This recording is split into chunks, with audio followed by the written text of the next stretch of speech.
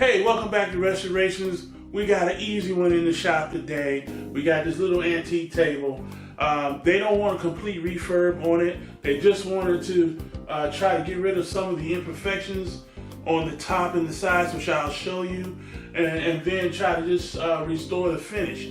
So what we're going to do is we're going to give it a light sand with some 243-20 grit sandpaper just to get rid of the little imperfections, and then we're going to oil it down with some tung oil to help bring out the luster of the wood. Now some areas, like you see right here, where some of that stain is rubbed off, what we're going to do is we're going to sand it, and then we're going to let the tung oil bring out the natural beauty. And I believe once we finish, this table is going to pop in a different kind of way.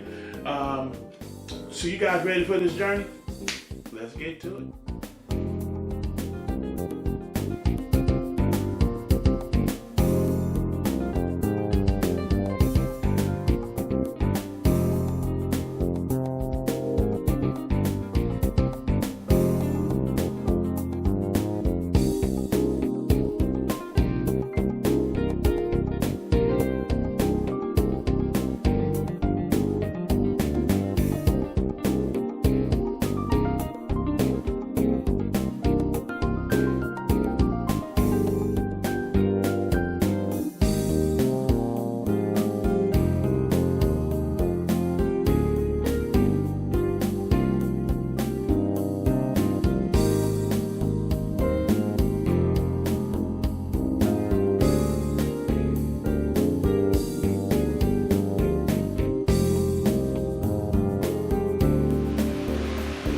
Okay, that's not turning out too cool. I'm gonna have to give a call to the customer. This needs to be a complete redo. Let's get to it.